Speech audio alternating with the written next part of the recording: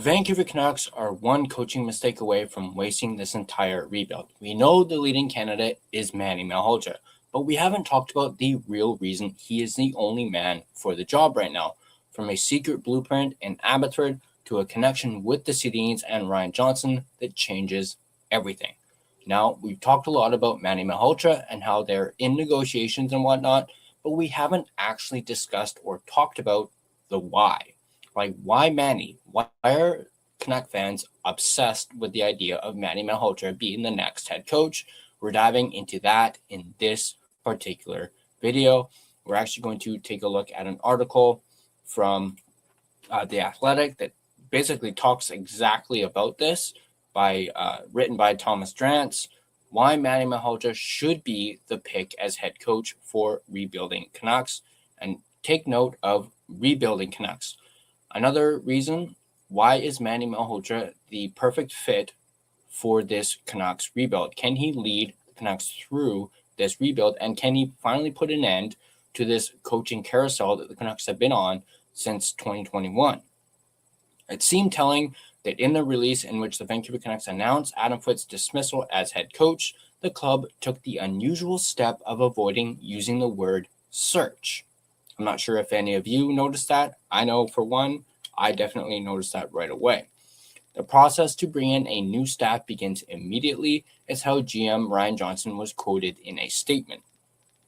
And yet, he avoided using the word search, and yet Manny still hasn't been hired yet. But within the NHL, the prevailing assumption is that Abbotsford Canucks bench boss Manny Malhotra will eventually be named as Foote's replacement. Even Johnson wasn't exactly mincing words that this process begins with Malhotra. There may be some negotiating to do. Malhotra is a top prospect to graduate to an NHL head coaching job. There are reportedly other teams that would be interested in interviewing him, but Malhotra should be named Vancouver's head coach in short order. This article was actually written on May 21st, and it is now May 30th, so almost 10 days later, and they still haven't announced it. But as I mentioned, they're probably just going through like the negotiations and whatnot. Maybe they're ironing out the rest of the coaching staff as well. That might be another reason for the delay. Fit is obvious. Malhotra formed a championship-winning partnership with Johnson in Abbotsford, delivering the Calder Cup in his first year as head coach. During the 24-25 campaign, there's a deep rapport and a lot of trust between those two. Now, just going to throw this out there. Just because you're bringing in Manny doesn't mean the Canucks are going to shoot right up to the Stanley Cup. That's obviously not very realistic, but the fact that he has won a Calder Cup in his first year behind the bench with Abbotsford is a nice little, cherry on top. But I don't think Canuck fans are expecting him to, the Canucks to be, contenders next year or anything like that. So that is not the case at all. Malhotra additionally is a former teammate of Canucks co-presidents Henrik and Daniel Sedin. The Twins have spent a lot of time working with players in Abbotsford and have had a front row seat to observe Malhotra's leadership style and maturation as a professional bench boss. Of course, we also heard in the last few days that apparently the Sedins are looking to bring in Alex Edler into the Canucks front office. I might just do a quick little video on that, in the next day or so, but that is also something to note as well. The rebuilding Canucks will likely ice a young, inexperienced team next season, and the year after that, and probably the year after that too. They'll be overmatched more often than not from an on-ice talent perspective. Vancouver has also filtered through an embarrassment of coaches since moving on from Travis Green early on during the 21-22 season. Over the last 5 seasons, the Canucks have cycled through Green, Bruce Boudreau, Rick Tocchet, and now Adam Foote. This level of churn is unprecedented in an NHL environment where the average lifespan of a head coach is extraordinarily short. There are only 3 NHL head coaches who have been in their current job for 5 complete seasons or more: John Cooper, Rod Brind'Amour, who's in the Stanley Cup final now, and Jared Bednar, and only 5 who have been in their current job for more than 3 complete seasons. In Vancouver's case, however, the chronic instability the club has endured behind the bench over the past half-decade has been emblematic of a level of organizational dysfunction that the Sedins and Johnson are intent on putting an end to. So it's like what I said earlier, putting an end to this coaching carousel. That is, I think, why Manny Malhotra is the guy, and I think he is the guy for not just this season, next season, or the year after that. He's like the future. He's the head coach for the future for this entire rebuild. The conclusion of Green's tenure, for example, was marked by an awkward lame duck season and a multi-week stretch in which hockey operations leadership attempted to fire him only to be dismissed before getting the opportunity to do so. Bruce Boudreau was hired as a band-aid fix before Vancouver formally hired a new head of hockey operations, which led to 12 months of behind-the-scenes discomfort and a level of dysfunction that repeatedly spilled over into the public view. I've made my thoughts on this very clear. I did not like this one bit. I actually really like Bruce Boudreau. Tocchet, meanwhile, was offered a massive bag to remain in Vancouver, but cautiously regarded the club's trajectory and effectively. So, in essence, Tocchet saw this coming before, all of us, and he's like, I'm out. Thank you, but no thank you. Foote simply wasn't ready for a head coaching gig at the NHL level. In naming Foote's replacement, the Canucks require someone capable of developing young players and selling the aligned, stable vision for the future of this team that Johnson and the Twins have outlined. That latter point is key. Whether you're in a hot Canadian market or in the Sun Belt, the patience of fans with any head coach wears thin in the absence of results, and the Canucks' next head coach is unlikely to have the benefit of wins to fall back on over the medium term. Selling the process and selling progress as opposed to results isn't impossible, and we kind of already touched on this already. This next part that we're about to read, that I like to call the Martin St. Louis model or the Martin St. Louis blueprint. I know the Montreal Canadiens just got eliminated by the Carolina Hurricanes, but we talked about this, and if you want to do like a deep dive into this, you can check out our video on this called the Martin St. Louis model. Check it out right up here. On both of these fronts, Malhotra is clearly the most credible candidate for the Canucks job. His track record developing players in Abbotsford, Linus Karlsson, Elias Pettersson, the defenseman, Max Sasson, Kirill Kucherayantsev, speaks for itself. He's also quick on his feet, well-spoken, and his name carries weight with hockey fans in Vancouver.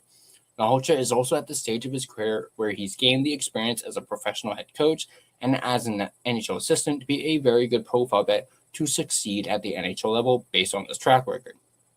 The 46-year-old has now been coaching professionally for 9 seasons since he joined Green's staff in Vancouver during the 2017-18 campaign. Across 3 seasons working with Green, culminating in the Edmonton bubble, Malhotra served as an eye-in-the-sky assistant during the 2020 offseason, partly as a result of Vancouver's pandemic-related budget crunch and partly because he was offered a spot working on the bench on Sheldon Keefe's staff. Malhotra joined the Toronto Maple Leafs. He remained with Toronto for 4 years, working in a variety of roles, including running the power play, which, it should be noted, didn't play to his strengths or go very well, and as an eye in the sky again, ultimately departing the organization for the Abbotsford job after Keefe's dismissal in the summer of 2024.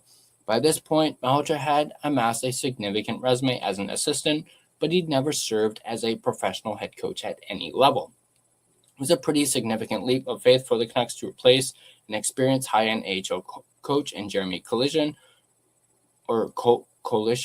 with Malhotra, but it was a bet that proved to be a smashing success. So of course, they won the Calder Cup. Malhotra's first season, Abbotsford won 44 games and the first and only professional hockey championship in Canucks history, and Abbotsford won that championship without an especially stacked roster filled with high draft picks or high pedigree prospects. To win a very difficult championship in your first season as a professional head coach at any level is a stunning accomplishment. And just because it was in the AHL does not, downplay that accomplishment like some people might do. The rarity of it, in fact, shouldn't be ignored or understated. It was a result that established Malhotra as something of a wunderkind. Obviously, Malhotra's second season wasn't quite as successful. They did have a lot of injuries, but context is critical to keep in mind here. During the 24-25 campaign, the veteran core of Abbotsford roster remained largely intact throughout the season. 13 Abbotsford players appeared in 50 games, and 11 of those 13 players were on NHL standard player contracts. During the 25-26 season, in contrast, Abbotsford had 10 players appear in 50 games, and only 5 of those 10 were signed to NHL standard player contracts. Effectively, when an NHL team gets sick, its AHL affiliate often gets a cold.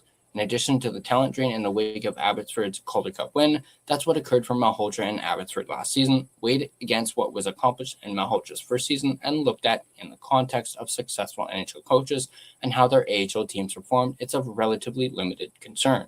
One thing I thought in an offhand way in considering Malhotra's presumptive ascension to the Canucks job is that his overall coaching track record and experience were still a bit light for an NHL head coach, even if his work product has generally been very impressive. And looking over current NHL head coaches with AHL experience, however, most highly successful AHL head coaches are very quickly given the opportunity to run a bench in the NHL.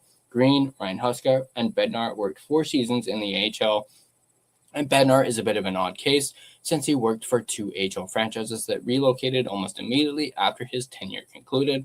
Marco Sturm, Cooper, and Spencer Carberry spent 3 seasons as an AHL head coach, but that requires further qualification too. Cooper really spent parts of 3 seasons with Syracuse before the Tampa Bay Lightning promoted him, while 2 of Carberry's 3 seasons were with Hershey were truncated by the pandemic. Carberry's 171 regular season games coached in the AHL don't really represent a full season of experience, more than Malhotra's 144 AHL regular season games coached.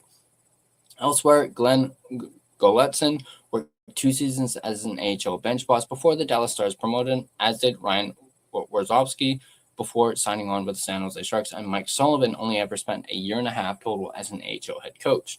Even beyond his career as a player, if we focus solely on Malhotra's 7 years as an NHL assistant and 2 years as an AHL head coach and factor in his track record at those levels, Malhotra's experience is consistent with that of a candidate who's ready to run a bench in the NHL, and it's consistent with that of a candidate that's a good bet to be an average or better NHL bench boss right off the hop.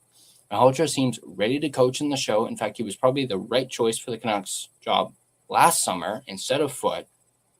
This time, it's on Vancouver's new management team to get the I's dotted and the T's crossed and land the right guy for the job. So that is, the why it should be Manny Malhotra. I want to know what you guys think in the comment section down below. Also, if you guys enjoyed this video, you can like the video and you can also subscribe to the Line Change for more Canucks and draft related content. You can also become a member of the Line Change, where you can receive exclusive perks, members-only videos, early access to videos such as like this one. Hit the join button and do so. It would be greatly appreciated. I hope you guys enjoyed watching this. But before I sign off, I want to give a big shout out and thank you to the sponsor of this video, none other than, of course, DraftKings Sportsbook, which is an official sports betting partner of the NHL. The Stanley Cup playoffs are here, and DraftKings Sportsbook, an official sports betting partner of the NHL, has a new customer offer. When the ice gets coldest, the best players in the world show you exactly who they are. Playoff warriors turn it up round by round, and DraftKings turns it up with them from the first round all the way to the Stanley Cup final. Bet player props, bet live from the opening faceoff to the final horn. Every moment matters. New DraftKings customers bet just $5 and you'll get $100 in bonus bets instantly. Download the DraftKings Sportsbook app and use code THPN so you're ready for the moment. That's code THPN. Turn $5 into $100 in bonus bets instantly in partnership with DraftKings. The crown is yours. Gambling problem? Call 1-800-GAMBLER or 1-800-MY-RESET. New York, call 877-8-HOPE-NY or text HOPE-NY. Connecticut, call 888-789-7777 or visit ccpg.org. On behalf of Boot Hill Casino in Kansas, wager tax pass-through may apply in Illinois. 21 and over in most states, void in Ontario. Restrictions apply. Bet must win to receive bonus bets which expire in 7 days. Minimum odds required. For additional terms and responsible gaming resources, see sportsbook.draftkings.com/promos. Limited time offer. Once again, thanks for watching, and I'll catch you guys in the next video.